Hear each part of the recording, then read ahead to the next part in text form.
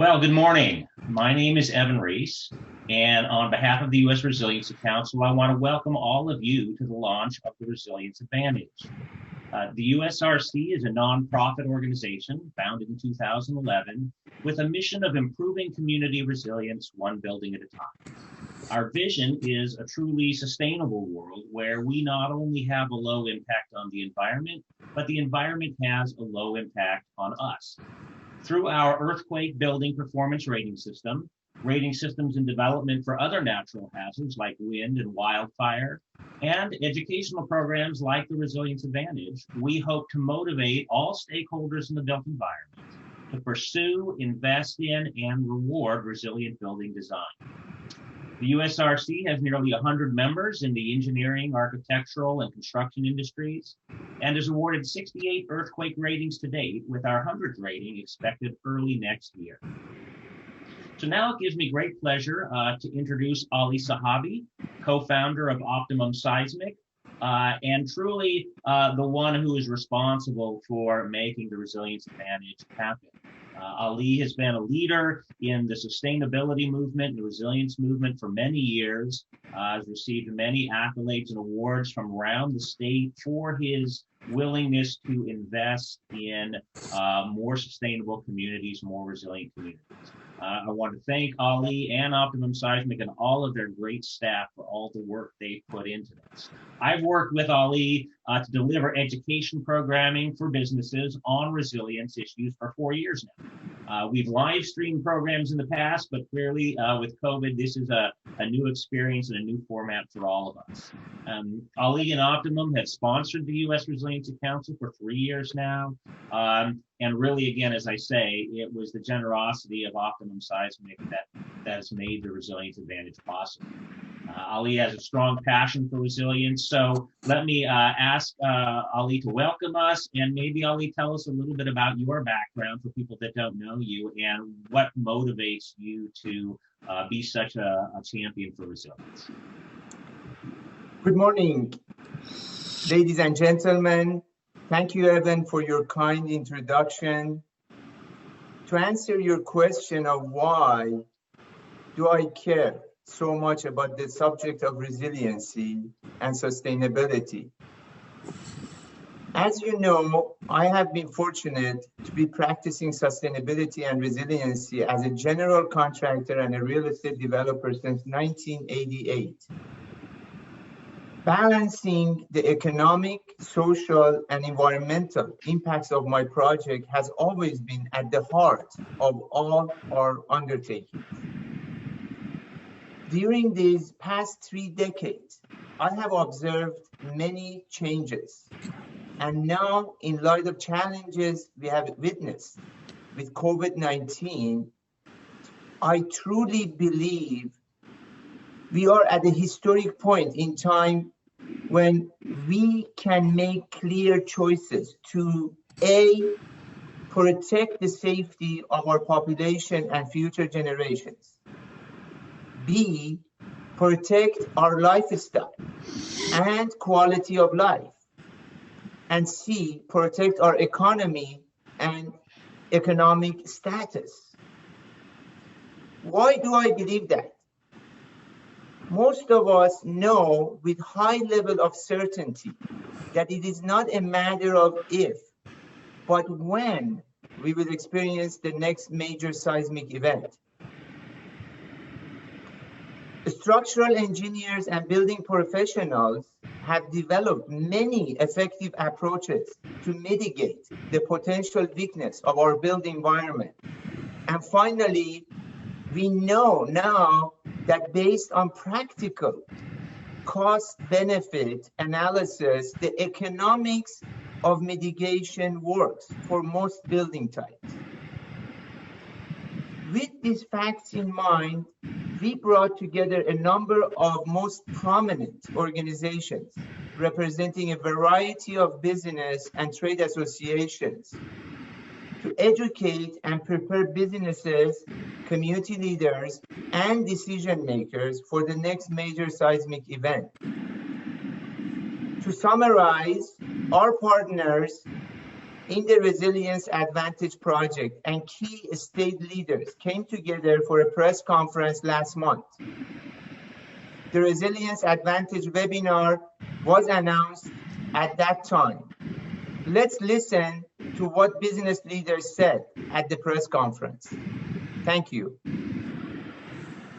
Over the past 3 years, a growing coalition of business and community leaders has been building awareness of earthquake resilience. Key leaders met at the Los Angeles Area Chamber of Commerce for the Great Shakeout of 2020. They spoke about what's at stake, the very survival of California's economy and quality of life. The bottom line was that the economic benefits of earthquake resilience are impossible and dangerous to ignore. Preparation and resiliency has never been more key to our business community's survival. We must be resilient to ensure our buildings stand, our economy hums, and our employees are safe. It really is important that we bring together this coalition of business leaders that understand the economic impact if we don't focus on preparedness, not only by the large corporations, but by those small businesses. We cannot let an earthquake create another disaster in California. Many of our businesses here in Los Angeles remain unprepared for a major seismic event, such as the one we experienced in Northridge in 1994. Earthquakes will happen, but they don't have to be disasters. The pandemic has shown preparedness is vital to our communities and economy. We must act now to prepare before the big one strikes.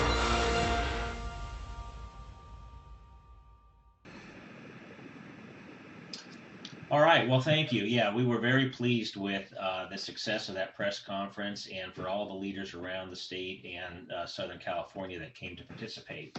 Ali and I, when we first met, began discussing resilience and its importance not only to the social well-being of our communities, but to the economic well-being of our business owners also.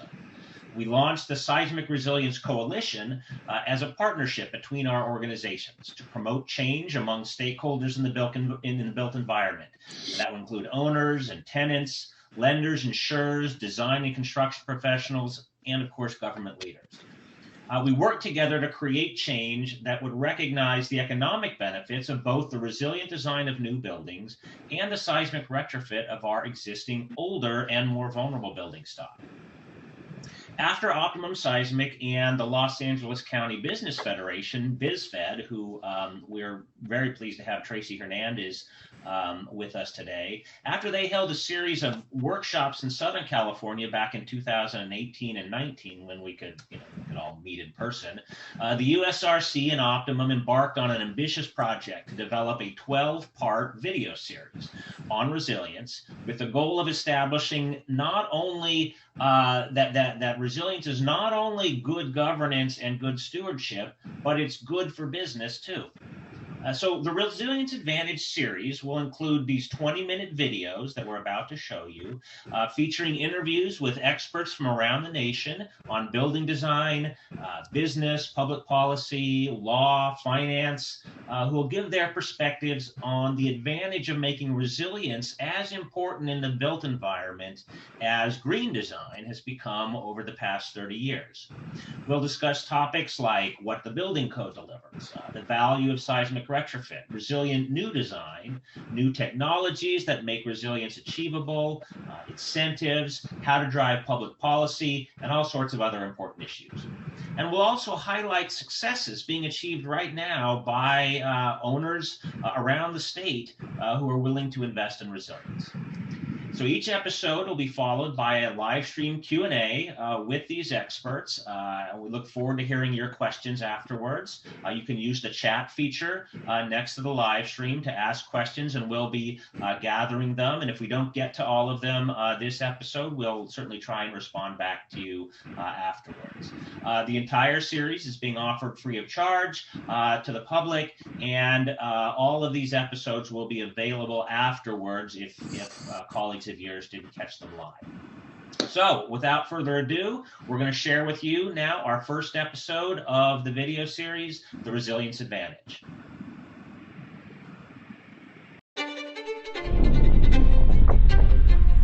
Welcome to the Resilience Advantage, a series brought to you by the U.S. Resiliency Council and Optimum Seismic. I'm your host, Evan Reese, and we'll be exploring what resilience means to our communities in the face of natural disasters like earthquakes, hurricanes, floods, wildfire, and now even pandemics. Natural disasters can have a devastating effect on vulnerable buildings and vulnerable populations. In this episode, you will learn about which types of buildings are vulnerable, and how and why everyone, not just owners, need to deal with this problem. You'll see how performance-based design and building rating systems are two important tools that are being used to improve building resilience, and how owners can use these techniques to enhance and protect their assets. Leaders in the public and private sector will share their perspectives on why investing in resilience for the long term is not just a good idea, but good business too. Our first two experts are about to explain what modern codes mean for earthquake performance and why it may surprise you that common engineering practice is not to design earthquake or disaster-proof buildings. Ron Mays is one of the co-founders of the U.S. Resiliency Council. He's also originally from New Zealand, which experienced two very large earthquakes a decade ago. Ron, tell us about the lessons learned from these events. Sure, Evan. There were actually two earthquakes. There was one in September of 2010, a magnitude 7.1 earthquake, which was about 20 miles outside of the central business district of Christchurch, one of the third major city in New Zealand. And then in February 2011, there was a magnitude 6.3 earthquake that was actually centered right underneath the central business district of Christchurch. And that caused a tremendous amount of damage and disruption to the city. However, only two buildings collapsed, but 70% of the buildings in the central business district had to be demolished after the earthquake. Was this a success? How did engineers evaluate the success of the performance of buildings in these earthquakes? Well, therein lies the fault of our profession, the structural engineering profession. Our building codes, the commentary to the building codes are very, very clear that they are based on life safety. They're to produce life safety, and in fact, they do a pretty good job at that. But they accept there will be damage to the contents, the mechanical, electrical, architectural components. What we as a profession up until that time had not done was to inform the public that that was the performance that we were delivering.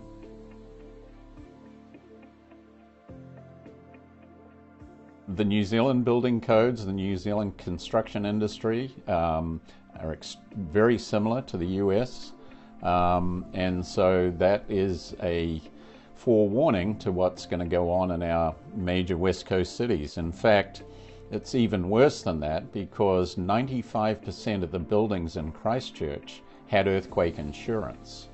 So from an economic perspective, they were much better off economically because they were able to collect earthquake insurance. In San Francisco and Los Angeles, less than 20% of the buildings have earthquake insurance.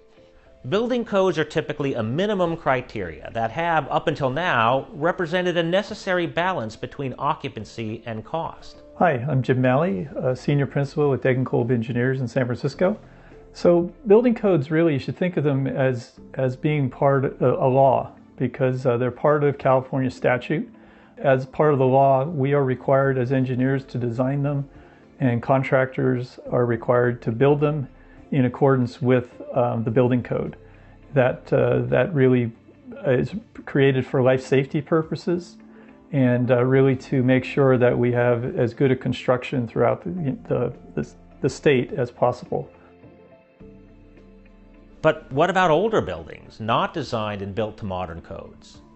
In cities like San Francisco or Los Angeles, as many as 90% of the building stock was actually built before the institution of modern building codes. Can you imagine if, like in Christchurch, an earthquake in San Francisco or Los Angeles left 70% of the buildings so badly damaged that they had to be torn down? What would those cities look like? Jim Malley can tick off some of the worst building construction features as revealed in past events. Many of those were built in the 50s and 60s, maybe into the 70s. Our engineers at the time learned that unreinforced masonry buildings were not going to be good performers in earthquakes. Many of them collapsed, caused a lot of the damage as well as the deaths and injuries in that earthquake. If you jump forward to the 1971 San Fernando earthquake in Southern California, that really highlighted the vulnerability of a class of reinforced concrete buildings that had been built in the 1950s and 60s, what we call non-ductile concrete. And really that's the type of concrete that doesn't hold together and doesn't have the ability to flex in an earthquake. It more like shatters. Jump forward to the 1994 Northridge earthquake in Los Angeles. We learned lessons there about steel buildings, steel moment frame buildings, as well as what we call tuck under parking or soft story construction, and also reconfirmed a type of construction we call tilt up construction, where we have concrete walls and wood roofs. You think of your large office park type of areas where those have a lot of damage in that earthquake. When it comes to our vulnerable buildings, there's often an intersection with our most vulnerable populations, especially around housing. Patrick Ottolini is a project manager at Swinnerton Builders and the former Chief Resilience Officer of the City and County of San Francisco. Patrick, do we have vulnerable housing stock in San Francisco? Well, San Francisco's housing stock has largely been untested in terms of a seismic event since the 1906 earthquake. We've built up our entire city, about 150,000 buildings, in a period where we haven't experienced a major earthquake. How would a repeat of the 1906 earthquake affect San Francisco's neighborhood populations, given that there are so many vulnerable buildings in the city? If you think about this on a citywide scale, you could take the homes of 120,000 San Franciscans that suddenly become homeless overnight because their buildings have collapsed. Well, then what does that do for our system when we try to recover? Those are people that are not going to come back to San Francisco. People already live hand to mouth, paycheck to paycheck here. And so when people have to be displaced because of a disaster, the chances of them coming back are slim to none. And it really changes the way our city looks. So we really need to be thinking about making sure we preserve our urban fabric, keep our people in San Francisco, and create a plan for them to return home after a disaster. Cheryl Rabinovich has been working in the field of disaster policy and preparedness for about 20 years. Her expertise is in how human behavior and organizational behavior translates into how do we prepare for disasters. Cheryl, why is it so hard sometimes to change public perception, to change public policy, to make resilience something that is a priority? You know, there's something fundamentally challenging about being ready for natural disasters. They happen in human history on a longer time scale than we're used to managing. Now, pandemics work the same as earthquakes, work the same as floods. We go through this cycle again and again of preparedness, mitigation, response, and recovery. The worst thing after a disaster is knowing what you should have done and didn't do beforehand in order to lessen its impact. And we're feeling that with COVID right now. We know the science was out there, we know the technology was out there to be better prepared, and we're feeling those consequences. That's going to be the same in an earthquake situation. Ultimately, it comes down to whether we are able to have a long-term perspective on the value of protecting our communities. But that is not always an easy thing to do. So getting people to think about long-term strategies is a very difficult thing. And it's a very hard thing to get leadership to be able to push forward ordinances or requirements for retrofits because of this reason. Now, putting good science in front of these leaders, showing them the situation of the potential damage, about what our recovery looks like, about what our displaced resident count would look like, that starts to get the attention of people. Because one thing we know is disasters make existing societal problems worse. Whether that's a pandemic, whether that's a flood, whether that's an earthquake, whether that's a terrorist attack, these things show us how fragile our communities actually are. This is the fundamental question we, as a society, have to face. Are we willing to invest now to prevent a greater loss later? Unquestionably, the current pandemic has forced us all to think deeply about this question. The consequences of not being prepared when, not if, a major event strikes are going to be profound. But if we take a strategic approach that focuses on our highest risks, we can make positive change. A lot of people worry, we can't prepare for everything. We can't reduce every building's risk to an absolute minimum. We wouldn't be able to afford it. If we spent all of our household budgets on emergency readiness backpacks, that's money we're not going to spend on books for school. But the way to get around that is to understand our key points of vulnerability and invest there. So with earthquakes, we know what kinds of buildings are highest at risk. We can target our public policies, our incentive programs around getting those buildings up to par. And that way we're also protecting vulnerable populations who are often the ones who are inside those buildings. Over the past 20-plus years, structural engineers have learned an enormous amount about what makes our buildings perform well in earthquakes. Coupled with ever more advanced computing resources and testing capabilities, a new method of building design called performance-based design has enabled engineers to improve the behavior of our new and older buildings beyond what was expected from our building codes. So our building code right now is basically has what you kind of call, you either conform with the building code or you don't. It doesn't really target specifically the design of the building. So performance-based design really does a much better job of that. It requires a much more elaborate analysis that actually tests the performance and tests the behavior of the structure to various earthquake demands from different ground motions, different hazard levels, different intensities of ground motions. And we really feel much more confident about our understanding of the behavior of those buildings that have gone through a performance-based design type process. Performance-based design allows engineers, lenders, communities, and other stakeholders to recognize the value of investing in our buildings today to maintain them as functioning assets when they are needed most, after a natural disaster. In the same way that building codes have incorporated green design, they also need to start including resilience. Sophisticated building owners are now seeing the value and starting to reap the rewards of investing in both sustainability and resilience. Michelle Jones is a senior principal at RIM Architects in San Francisco. Michelle, the architectural industry has long championed green design. So what is the profession doing to promote more resilience-based design? We're seeing that a focus on resiliency is really complementary to what we're already doing with LEED, and it's also becoming prevalent in how our clients are looking at their projects, how they design spaces to connect with their people, to support their people, be able to operate their businesses, and be able to respond in case there is some type of a catastrophic event.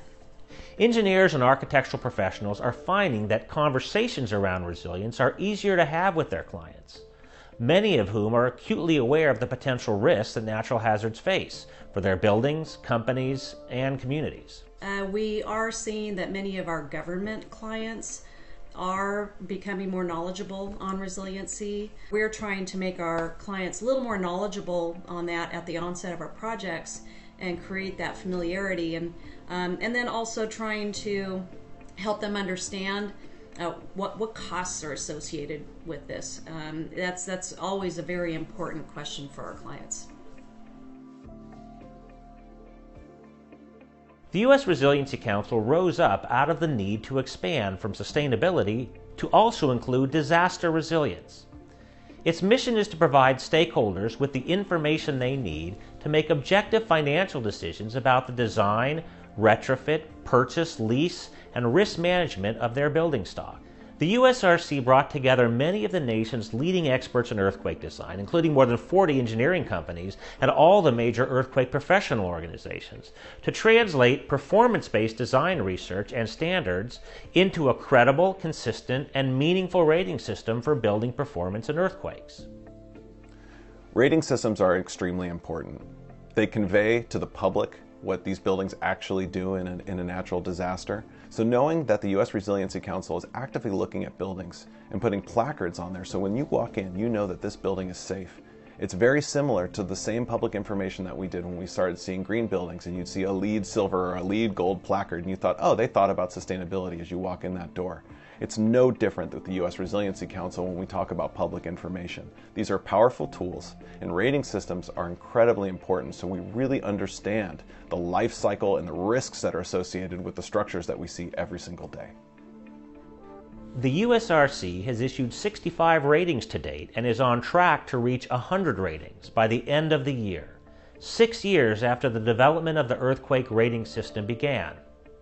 For perspective, it took the U.S. Green Buildings Council nearly 12 years to issue its 100th LEED rating. Every year, cities around the globe suffer billion-dollar-plus natural disasters. It becomes clear that it is not sufficient to design green. We must design resiliently as well. Leaders in design, construction, and development are recognizing this imperative and acting. The first USRC gold-rated building in San Francisco was a new office space at 85 Bluxom Street, designed by RIM Architects and ZFA Structural Engineers. It's highly marketable. I think that the type of tenant that is interested in leasing space in buildings in San Francisco are very savvy. They're looking for LEED certified buildings. Certified is another program for creating wellness in interior spaces. And then the USRC, our developer owner, was absolutely ecstatic to be able to add that to the mix. And so now he has an asset which he intends to hold for years and years that is very easily marketable. And in comparison to other assets or other projects that tenants can lease, this project is going to stand out as compared to others. Rating systems like those developed by the USRC give architectural, engineering, and construction industry professionals more ways to provide value to their clients in an ever more competitive marketplace. Michelle, what can the architecture profession do in general to be more prepared to give their clients good information about resilience? The U.S. Resiliency Council is doing a great job of educating our industry within various markets on what it means from a structural resilient perspective. I think working through our industries like DBIA, AIA, other organizations that are a part of the AEC industry, bringing this concept to the surface so that more design professionals, contractors, design builders, developers, owners, they all can get educated, and it's really about spreading the word. And if we wait till 20 or 30 years out, it's going to be too late. So I think the time is now to start educating and starting to inform our owners of this, and it'll build up momentum. One of the ways we can increase demand for more resilient buildings is to offer meaningful financial incentives to owners who invest in better performance, both for new buildings and existing ones. If we're talking about retrofitting older steel moment frame buildings or non-ductile concrete buildings, then you start to look at a real situation where the cost of that retrofit might negate the value of the building. You might not be able to do it. It might not pencil after that. So thinking about how you approach it, and again, from a policy standpoint, making sure that you give these owners tools, resources, funding mechanisms, whatever that may be, whatever that right intervention is, to be able to make that building safe, that's how we get it done. In future episodes of the Resilience Advantage, we will be looking in more detail at how to realize the benefits of resilient design and make resilience a good business decision for all stakeholders. Natural hazards are inevitable, but disasters do not have to be. Successes are being achieved every day by engineers, builders, and private and public sector leaders who are making our communities more resilient. The U.S. Resiliency Council and its partners are realizing the vision of a world where we not only have a low impact on the environment has a low impact on us. What we build now, how we build now, will be with us for decades to come. Thank you, and please join us next time on the Resilience Advantage.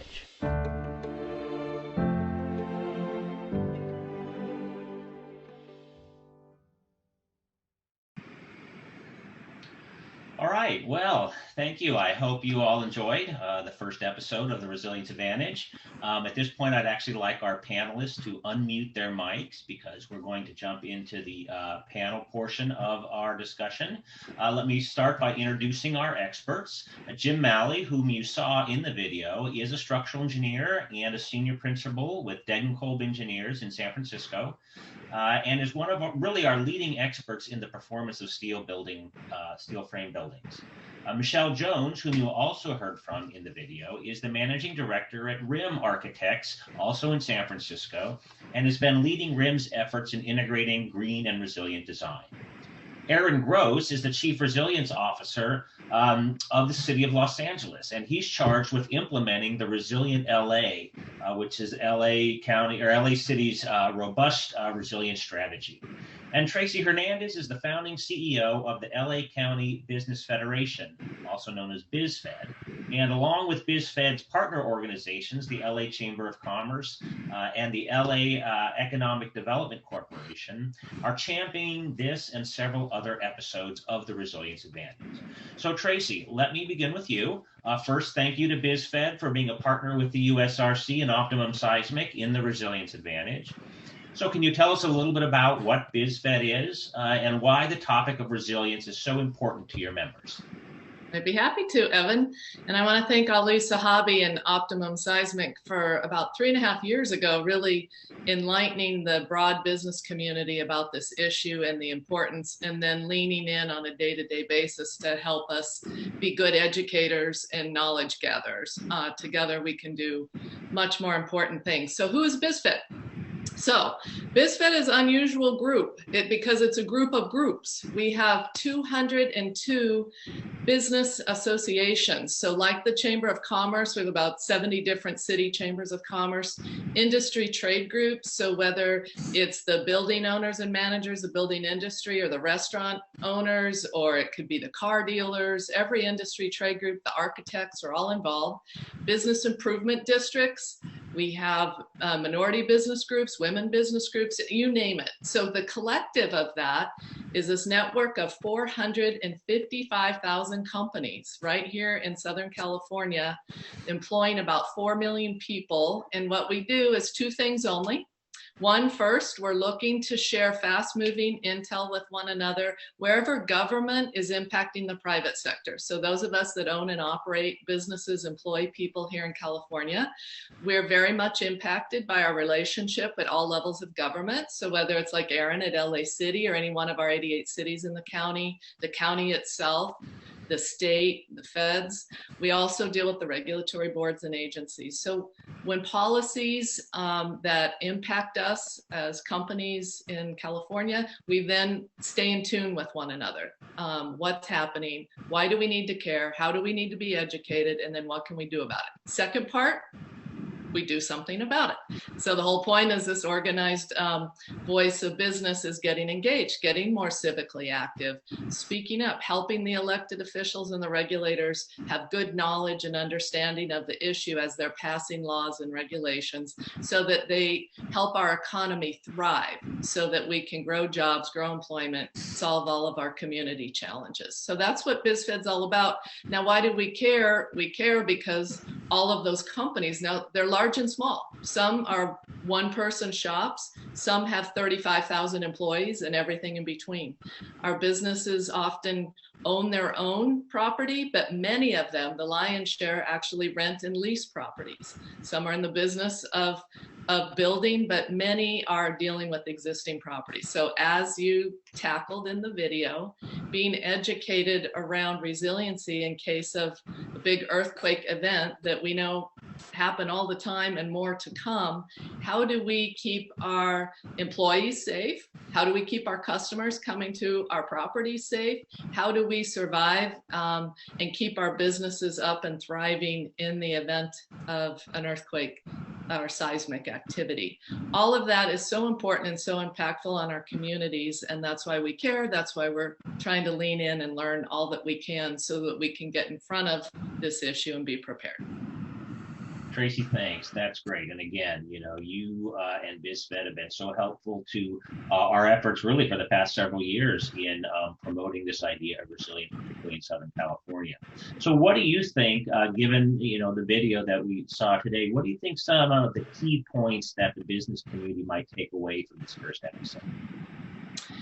Well, Evan, I think that, you know, what we're finding is, one, that people learn and understand there's a wide range of things that you can do, small to large, to make a difference, right? I think sometimes the perception is for seismic resiliency or retrofitting or all the solutions is it's enormous. It's a big task, that it's all or nothing. But what we're learning and finding out is there are many steps to take, and they can be small incremental steps right now, today, and over time, that you can shore up your facility and the safety of your employees. And then also that there's help out there, and that our government agencies want to help. They're engaging, they're providing incentives and a path forward, a permitting process and the like. And then of course there is money to tap to help you pay for these corrections. So those are some of the things that we've been more enlightened about, instead of this big all or nothing thing I think the perception was. Great, thanks, Tracy. So I think one of the things we can learn from, of course, the resilience movement is how the green design movement was able to achieve so much success since it really got going in the early or the mid 1990s. Michelle Jones is an architect with RIM Architects, has been very heavily involved in the whole sustainability movement. So, Michelle, can you give us a little bit of perspective on what made the green building movement so successful, say, over the past 25 years? Sure. I think the 25-year mark is actually a very good time frame of where we started to see a lot of momentum. Prior 25 years, California had Title 24 and was focused on energy efficiency and had mandates. But I think what we found in the 90s is that organizations started to form, organizations such as AIA with the Committee on the Environment. The U.S. Green Building Council was formed in the 90s, and that was a strong impetus to create optional certifications for buildings in the sustainability arena. It was LEED was a great program that the U.S. Green Building Council put out there as a holistic approach to how we look at sustainability relative to your site impacts and low impact development, and then various energy efficiency arenas and water efficiency, water reduction, indoor air quality, and then also waste management and materials that had low VOC content and recycled content. So it was a very well-rounded approach. And we found that federal government started implementing the requirement on several projects of certain scales to become LEED certified. And that started to trigger the process. We then also found that as optional measures, private owners were starting to incorporate LEED certification on their projects because they saw it as being highly marketable, particularly in urban developments like San Francisco. You'll see that the tenant type is a lot more savvy, a lot more sophisticated, and looking for a space that's going to be energy efficient. A lot of tenant types have their own values that relate to environmental sustainability. And then beyond the 90s, when we started getting into the 2000s, we started seeing additional systems come online, like the WELL building certification, which was focused on interior space quality, quality of air, quality of light, quality of water, and incorporating programs that went beyond just the quality of the space, yoga studios and quiet rooms and the sort. And then we also saw additional programs come online that were mandatory, such as Cal Green. In 2009, the state of California implemented required mandates for projects that varied in jurisdictions with additional optional tier levels, but by majority, the aspects similar to LEED, like the water efficiency and energy efficiency and waste diversion, became mandates. And I think the success of both the optional and then the required aspects really created a strong growth for it. I think we have a long way to go, though. If we look at the number of LEED certified projects relative to the number of built projects in our nation, it's a low percentage. So we still need to continue that growth. With the global climate change happening, CO2 emissions are continuing to climb. So I think we have a great opportunity here to create this convergence of the concept of resiliency coupled with sustainability, and let that propel forward and make stronger movements into the future.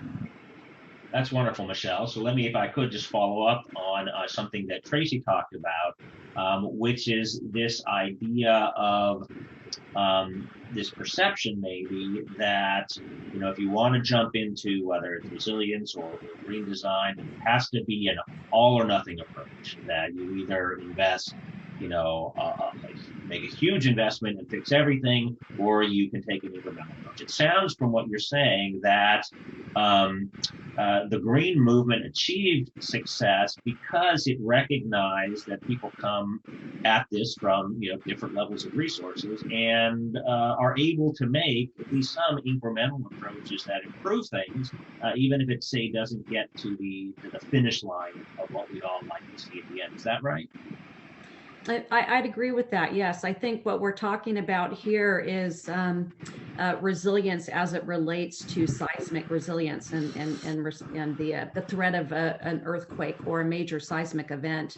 But if we can also think about other catastrophic events that can impact our communities, resilience expands much further into the issues with wildfires, power outages, floods, the long-term effect of sea level rise. The concept of resiliency is much more global. And I think that there are pieces that clients and building owners can implement that address some aspects of resiliency and the response to be resilient. One example I might provide is that LEED now has pilot credits as it associates with resiliency in three different areas. One is assessing and planning for your development. Where is the site located? Is it in a flood zone? What kind of soil conditions do we have? So they're walking into that project wide open. And the same could be true for an existing building. Retrofitting existing buildings is a sustainable approach. It's taking an existing asset, adaptive reuse, repurposing it. It's less wasteful. And then equally, you can assess and plan that project. The second aspect of that pilot credit is to actually design and implement measures related to sea level rise, for example, and elevating your footprint and enhancing the seismic design, as we did with the Bluxom project that was on the video. And then the last one would be passive survivability, is having measures in place for the case if you do have a power outage. How is the building going to respond? Is there emergency backup? Is there the ability to have operable windows for passive air ventilation, natural light penetration? These are all resilient methods that can respond to issues that could occur if we have any type of catastrophic event. Oh, that's terrific, Michelle. Thank you for that. And you know, just for our viewers to note, Michelle mentioned the USGBC moving into this idea of incorporating resilience into their sustainability program. The USRC has been working with USGBC, and Michelle mentioned there are some credits that you can achieve for designing more resiliently and achieving USRC ratings for buildings are part of those credits, at least for earthquakes right now. And as we roll out our rating systems for other hazards, we expect those to be included as well. So let me now talk a little bit, or ask Jim Malley, our resident structural engineer, about one of these things that was brought up in the video. Ron Mays talked a little bit about it, about this sort of misconception between what the design of new buildings is intended to provide, maybe what the community expects. Jim, in the video, you talked a little bit about building codes generally being designed so that buildings will be safe for occupants, but may suffer considerable damage.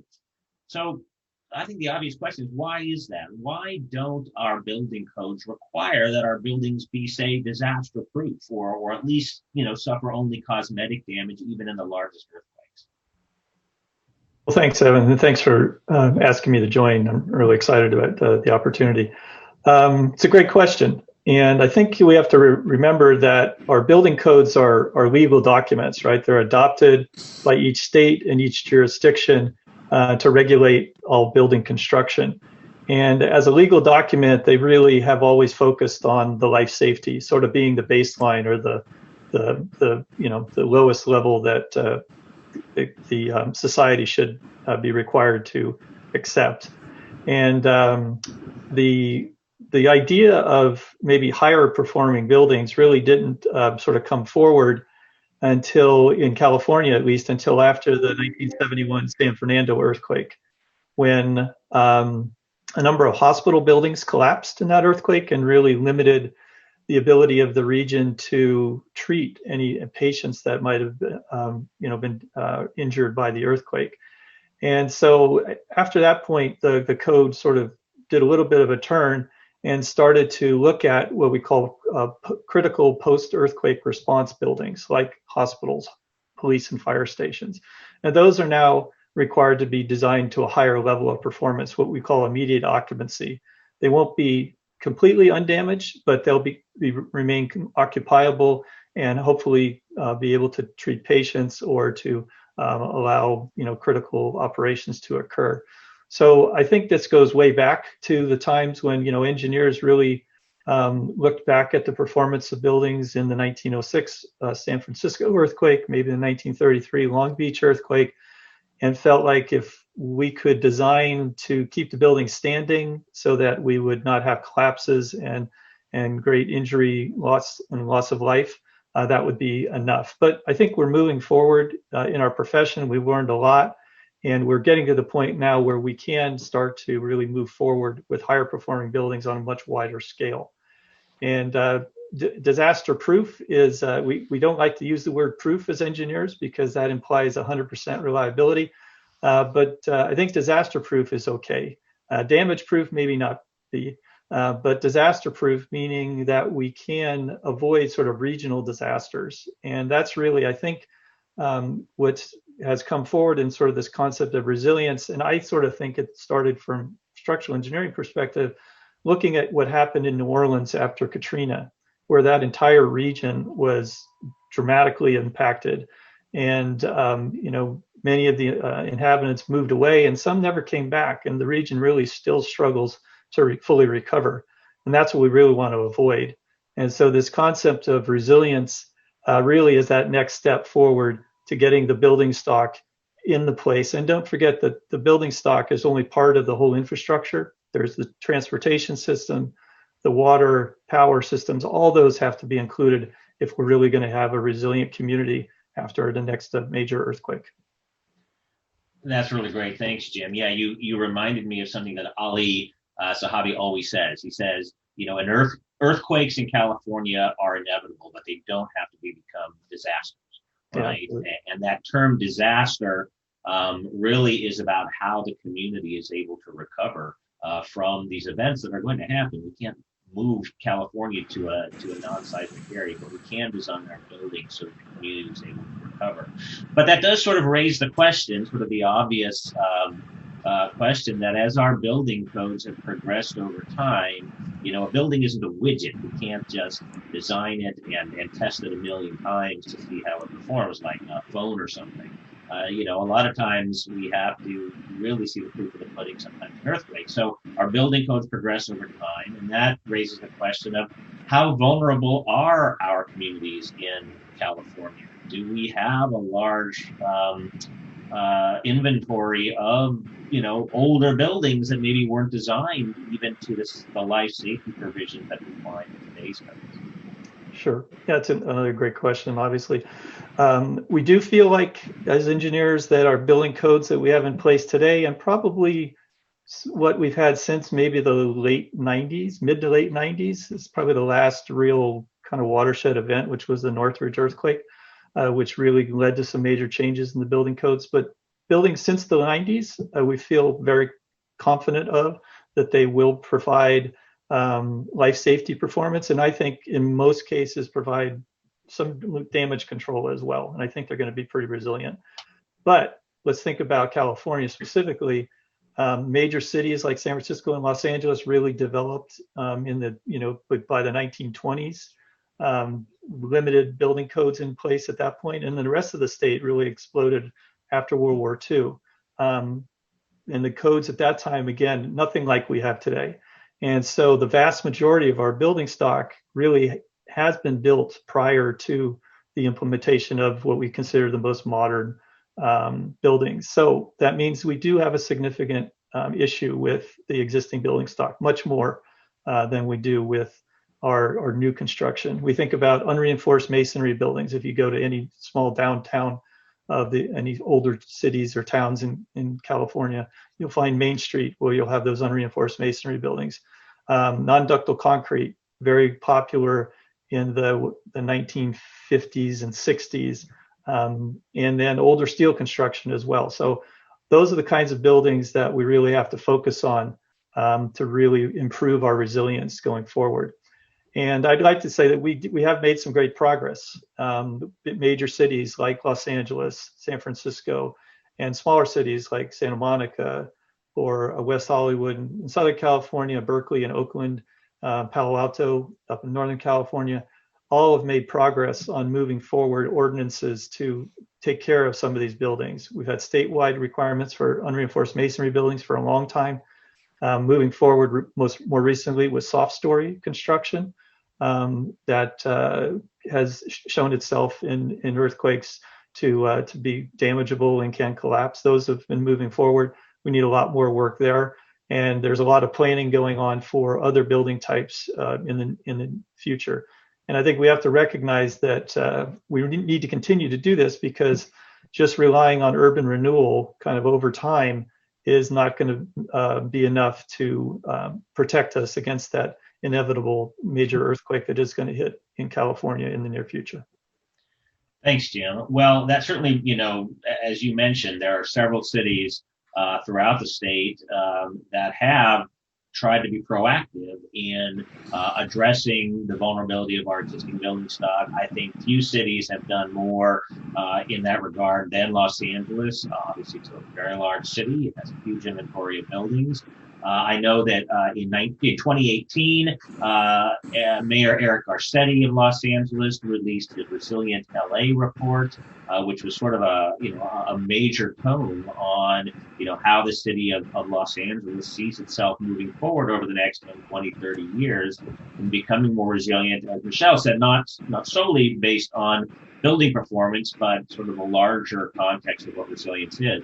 So Aaron Gross is the Chief Resilience Officer of Los Angeles, and I want to thank Aaron for being on today. So Aaron, maybe you could talk a little bit about what some of the key goals, some of the key achievements of the city of Los Angeles has been in terms of meeting the objectives of that report, particularly around, say, the resilience of the built environment.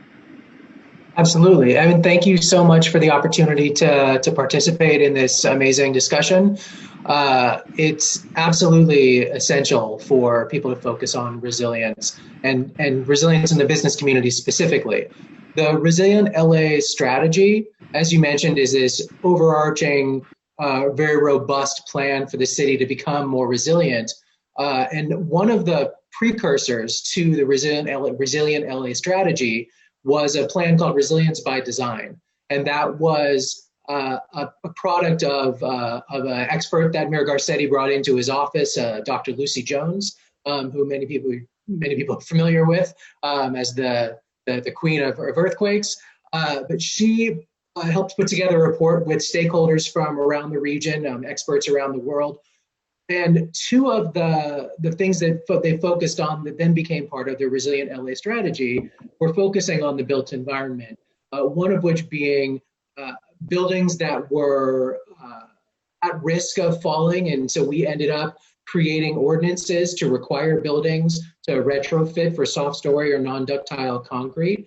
And we've had very good compliance so far with folks who were subject to these ordinances. In addition to that, the city has put a lot of effort towards strengthening our infrastructure, specifically our water and our power infrastructure. Land in Los Angeles is very expensive and we live in a desert. So a lot of our power and water come from far away. And so the Department of Water and Power has spent a tremendous amount of money to strengthen that energy infrastructure and also to strengthen the water conveyance system, both from afar and also within the city, incorporating things like seismic resistant pipe and a seismic resistant pipe network to hopefully make a water system that will continue to be able to provide water to the people of Los Angeles, even if there is a strong earthquake. In addition to that, I would say one of the biggest accomplishments for the Resilient LA strategy and the mayor's efforts has really been this lens of resilience that has become kind of a discussion point, a part of a thought process when we do anything, whether it is a project or a program or policies within the city, is to instill this long-range view of resilience on the city for people to be aware and to consider, to be able to prepare for, to be able to deal with, and to be able to respond to and recover from any shock or stress. The fact that it is something that's very top of mind to the mayor and is part of his talking points regardless of what subject matter comes up is really something that we have seen has affected the entire city and region. And the talking points you'll hear from all of our speakers kind of speak to that. The business community, the residential community, it's become part of the popular vernacular. It's become part of just the way that the city functions, to look longer range, to be able to weather, prepare for, and recover from whatever shock or stress may present itself to Los Angeles. Thanks, Aaron. Well, you bring a perspective, obviously, of a city that has been devoted to seismic resilience. I mean, since I started my work as a structural engineer in the late 80s, and then we had the 1994 Northridge earthquake, I've always seen Los Angeles as being a leader. And as you say, as Jim said, some of the other communities around Los Angeles. So this would be a good time maybe to bring Michelle and Tracy into this and maybe expand this conversation, because we've got a question from our audience that how can we take the lessons and the resources, let's say, that a large city like Los Angeles can bring to establishing resilience goals and make that available for smaller communities? Obviously there's close to 400 jurisdictions in California. Many of them are quite small. What can they do to incorporate resilience in some of the ways that, say maybe a city like Los Angeles has been able to do? And then I'd also like to ask Michelle, I know that, I have a lot of colleagues they're architects, and some of the things that they really enjoy is not just the focus on an individual building, but really thinking about how the building they design relates to the community as a whole. What value it brings to the community, how it relates in terms of sort of urban planning for the whole, cityscape and the functions that a city provides. And so maybe there are ways, say, that the architectural community can be engaged as well with these smaller cities to help them incorporate some of these resilience ideas. So Aaron, do you have any thoughts about how smaller communities can get engaged in the resilience movement? And Michelle, maybe then follow up with sort of what the architectural community might do to assist that. I would say events like this, I think, are really important. I think that hearing from people who speak the same language, that speak the business talk, I think is really important. At the same time, when we're talking about communities, we have found that it's really effective to have partners within the communities that know communities, that live in those communities, to talk about the things that they can do, whether you're a resident, whether you're a business, small or large. And so I think that partnerships, I talk in resilience, I talk a lot about our partnerships and relying on relationships to get this work done. The Resilient LA strategy has 96 goals to make for a more resilient city and region. And the city will do as much as it can, but a lot of that work has to be done in partnership or done beyond what the city can do. And so relationships like this, discussions like this, are essential to making for a more resilient city. Great. Michelle, do you have any thoughts about how the architectural community can engage as consultants, to cities and communities and help them think about their larger strategy? Absolutely. I think that in addition to the concept that we're thinking of this one client at a time, is bringing that awareness to organizations that we're all involved with through the AIA, through the DBIA that was mentioned, through the Society of American Military Engineers. There are multiple organizations that allow us to spread this word. Additionally, as architects and engineers develop projects within each jurisdiction, many of these projects come to city council or come to some forum that require a government review, a public review. And for each and every one of these projects, if we can talk about what it means to be resilient in the approach for the project, albeit seismic resiliency, flood response, resistance to large storm events. There are various aspects, I think, that can be communicated. Although every client might not have the resources to do every single aspect of it, I think educating every client, even when it's not in our scope of work, just educating them and bringing forward one aspect to resiliency that they can incorporate, that can start to then trigger a much larger movement. There is a strong cultural aspect and community aspect wherever we're doing our projects. And I maybe just could add as well that currently, even right now with the DEI movement, diversity, equity, and inclusion, there's a whole component of ESG, which is environmental and social governance.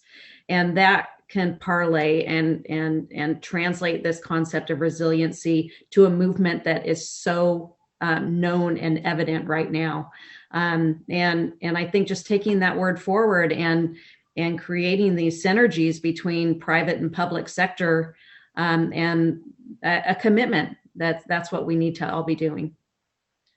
Yeah, thanks, Michelle. And in fact, I'm really excited that in some of our future episodes, we're going to be talking about specifically that intersection between community and the built environment, in particular, looking at vulnerable populations as well. We have a number of successes to talk about when it comes to things like affordable housing, and we'll also be talking about incentivization and how we can make the benefits of resilience sort of a shared investment. Tracy, Aaron mentioned this importance, even in a big city like Los Angeles, to have cooperation partnerships with the business community.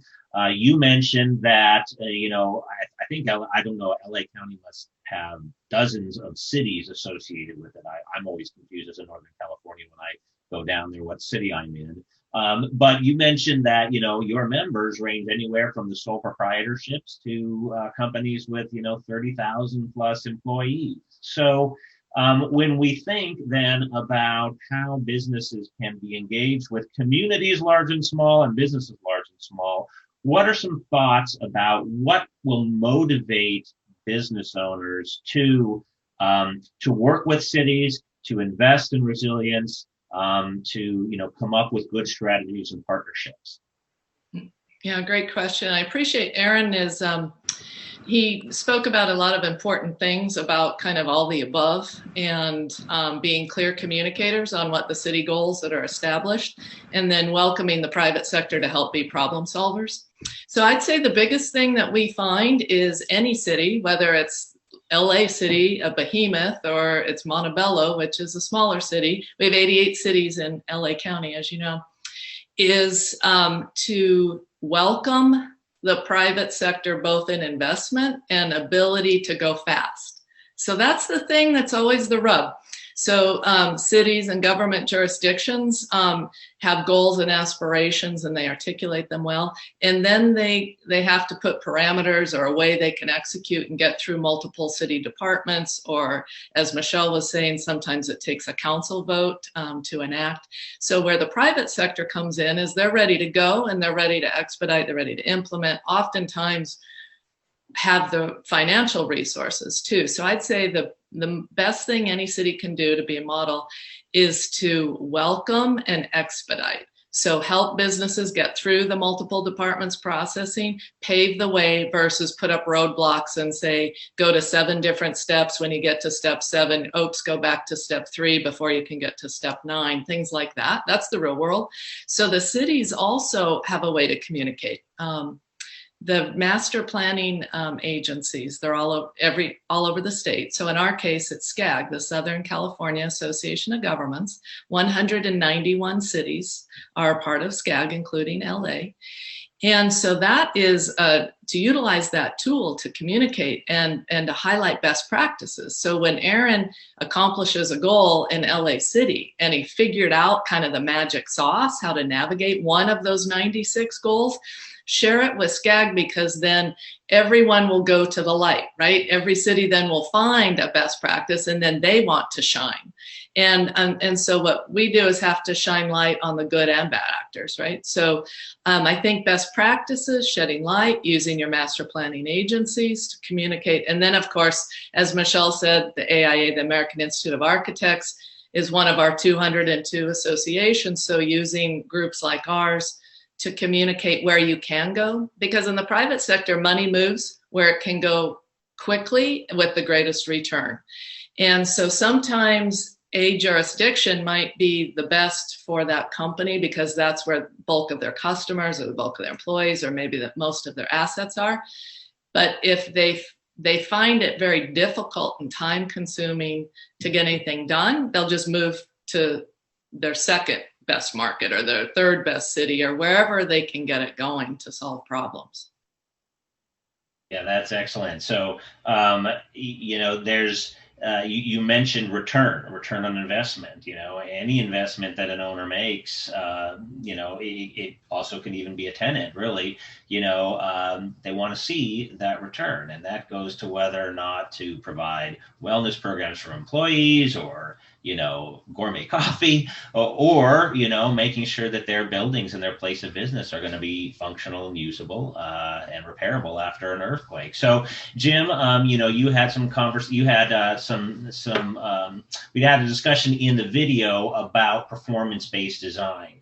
And so I'd like to ask you a question about that. First, are we able now to better estimate the impact that resilient design will have, or designs at different levels, or retrofitting of existing buildings, in terms of how that might reduce repair costs, how that might reduce business downtime, business interruption. Are engineers able to do that now better than they could in the past? And sort of what is the process that, we've gotten a question on this, what is a process that an owner might want to go through with their structural engineer, with their design team, to think about what different levels of design might mean in terms of performance?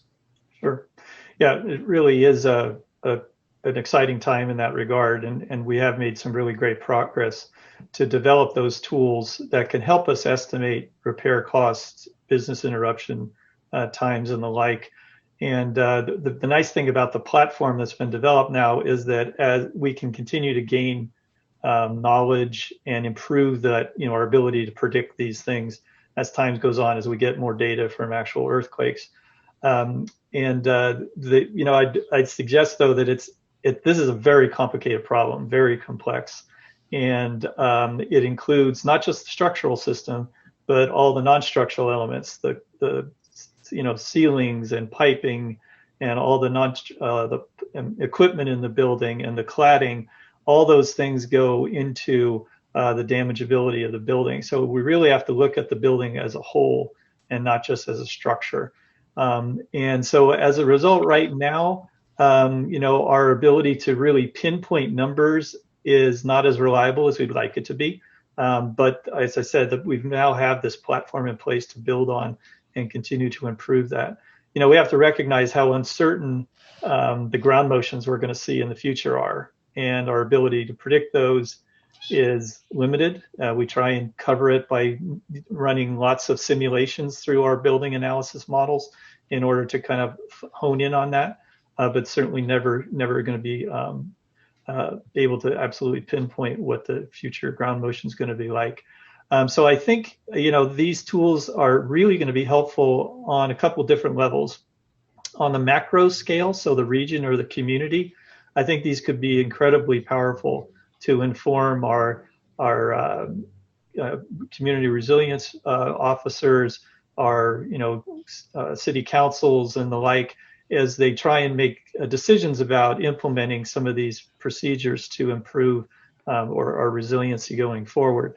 And also on the individual building level, certainly you could take an existing building, for example, and run it through this model and get an idea of the damageability, maybe the downtime, and then simulate a retrofit design and run it through again and see what that, the bang for the buck is, or what that return on investment is, to be able to, do that after you do that retrofit.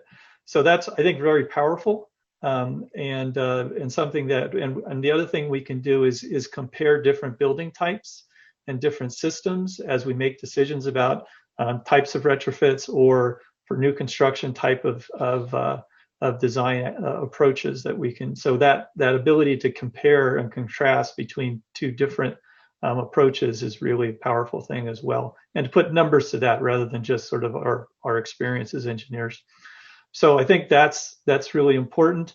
But I also think it's really important for us as engineers, I think, as Michelle said, to really be communicating with our clients, and whether they be owners of buildings or communities, about that uncertainty, right? That uncertainty is always going to exist.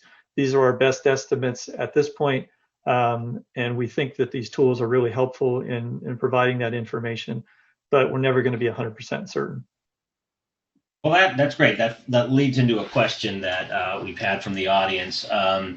What I hear, though, that you're saying is that we don't need to wait until the very end. We don't need to build a building, spend all the money on it, and then hold our breath. That there are a lot of steps we can take from the very beginning, from the planning stages of the building, where the owner is just starting to meet with their design team, laying out different options, assuming there are ways to sort of estimate the costs of different options as you're in the design process, so that you don't have to sort of wait until the end and spend the money and hope it all works out.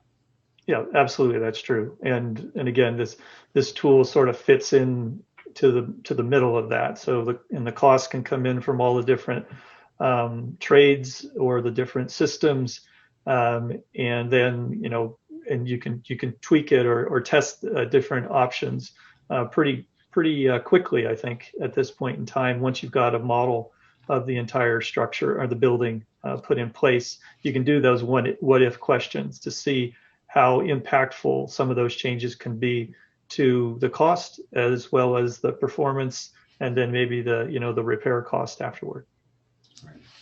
Thank you. So we have another question from the audience. I think Ali, if you're willing to join in and talk a little bit about this. The question came up particularly about some of our vulnerable populations. A lot of those folks live in apartments, many affordable housing apartments.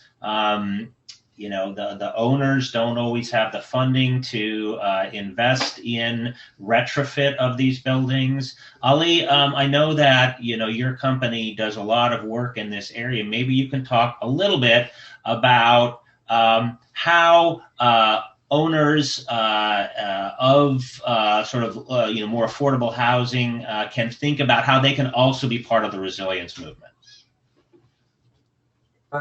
Yes, I think you're absolutely correct. One of the important issues right now that we're dealing with a certain type of vulnerable buildings being soft story buildings is the fact that this group of properties are what are stock of affordable housing, what we refer to as naturally occurring affordable housing, because they're older buildings, therefore they're cheaper. They're more affordable than the newer developments. So, which directly affects our kind of the people in need of these affordable units. So with that in mind, last 10, 15 years, what has happened is as rents have increased, so has the value of the buildings have increased. And what we have noticed that even a lot of the property owners comparing the cost to the value of their buildings have realized that really this retrofitting, which is proven to be very effective, as we have seen in at UC San Diego, the School of Engineering, where they have demonstrated the effectiveness of retrofitting of these apartment buildings. Really, it does increase our ability to save these buildings or minimize the damage after a major earthquake. So this is a proven method. So with that in mind, a lot of these owners have realized that with these values that have increased by 10 times last 20 years in Los Angeles, the same units that was $30,000 now is $300,000, and it costs $5,000 per unit roughly on average to increase its ability to withstand a major earthquake, which means that you're protecting your cash flow, you're protecting your tenants, you're protecting the asset, the net value or equity that you have in the building. So now with the COVID, what has happened with COVID, that has kind of slowed this progress. As you know, City of LA enacted this ordinance thinking this is going to take years, that we are going to retrofit these 13,000 buildings. It ended up, we're doing this much, much faster speed. Even the mayor, Garcetti, was impressed, and he was quoted in LA Times that, this is incredible the way that all these owners are doing it, because people realize that this is a good business to protect. It's cheap insurance, really, to protect your livelihood and your nest egg, what you have worked hard, saved for decades to own these buildings. A lot of these buildings are owned by individual property owners or families that have owned these buildings for generations.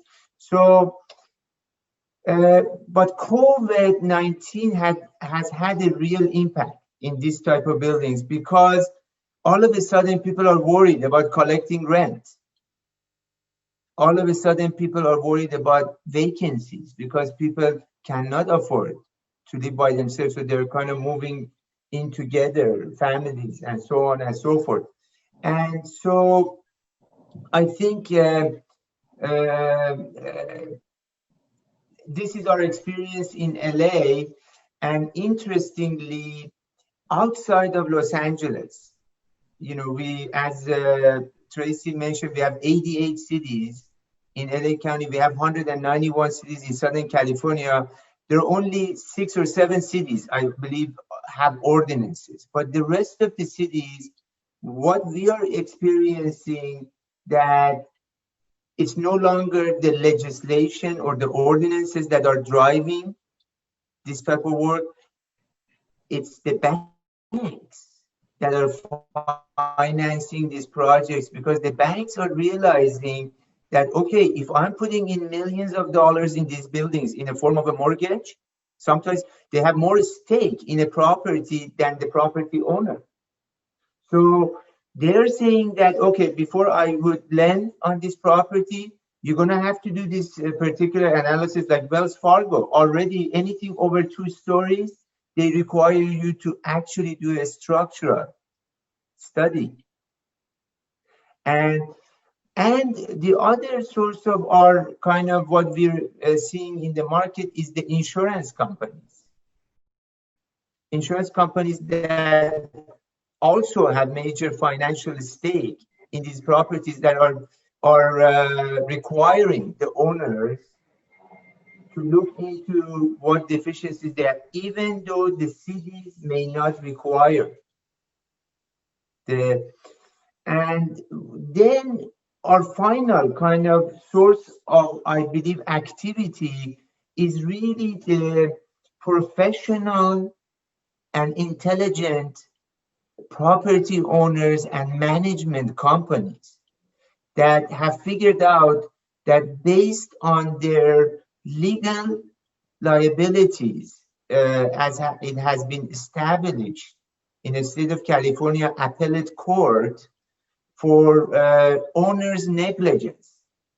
If a property owner knows, or a property management company knows, that there is an issue, that there is a vulnerability within this type of a building, and does not do anything about it, can be found liable, as we have learned with what is called now Paso Robles case with San Simeon earthquake a few years ago.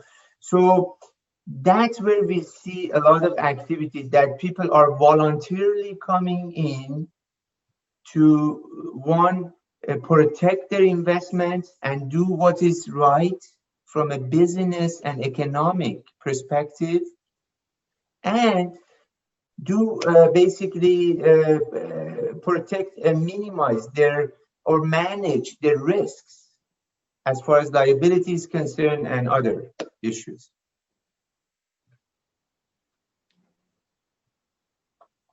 Ali, that's a good segue into a number of questions that some of our panelists or some of our attendees have asked, and maybe I can take an approach at answering that. The questions have come up about what kinds of incentives or what kinds of benefits, say in terms of lower insurance pricing, lower lending pricing, and other things might be a benefit that will encourage an owner to invest in either more resilient new design or resilient retrofit. The U.S. Resiliency Council, I'm very happy to say, has been working for over a year now with a couple of large insurance providers and insurance modeling companies, and also with lenders, including Fannie Mae and HUD, to recognize the value to them of more resilient design and retrofitting buildings. Every time Fannie Mae, for example, lends on a property, it inherently takes the risk that if that property is damaged in a natural disaster, the owner will walk away and leave the bank and leave the lender with a damaged property, and they don't want that. And insurance companies also, they want to insure good performing properties because there's less uncertainty, less risk for them. And so we've been working with both to say, look, you get a benefit in terms of your own business model, lender, insurer, when you lend or insure on a better performing, more resilient building. So why not transfer some of that benefit to the owner who has to make the upfront investment. So we are working closely with that, and I think we expect actually by 2021 to have some programs, at least some pilot programs in place where we'll see that. And that will actually help folks, in particular when it comes to lower income housing, but really business generally. There are obviously a lot of business owners that are very small business owners but own their property, where they'll be able to take advantage of these incentives that will help amortize, if you will, their investment over time. We're also, though, going to get in future episodes to what it takes to design new buildings to make them more resilient. You'd be surprised that to take a building that might be designed, as Jim Malley says, for that sort of minimum code compliance that leads to safety but may incur a lot of damage, to take that to a level where the building is not only safe but suffers minimal damage and can be occupied nearly immediately, that may only be an extra 1% or 2% or even less on the total building cost. And we're going to get into a great example of a low-income, affordable housing apartment complex in San Francisco that was a $42 million project. And for an extra about $100,000, the engineer made that building resilient. We're really excited to have David Marr, who designed that building, with us in future episodes. But really, I like to say that again goes back to working with your design team. When you have excellent engineers like Jim Malley and companies like Degenkolb and others that have long experience in seismic design of buildings, you get with the engineer, you get their expertise and their ability to show you how to design or retrofit buildings economically. So let's see. I think I have one more question for the panel, and this would be for Aaron. And Aaron, we certainly talked about Resilient LA and what the city is doing to promote resilience. I know that 20 plus years ago, cities started incorporating green design into their building codes. There's a Los Angeles Green Building Code.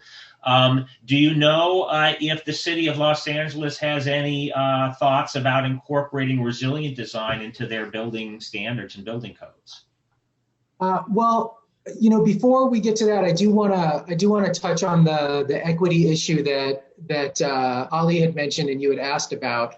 That as we've seen with COVID, and as we know from, I hope it's okay if I go back a little bit. Yeah. As we've seen with COVID, and as we know from any shock or stress, those higher vulnerability populations are disproportionately affected, whether it be an earthquake, a fire, a flood, a global pandemic.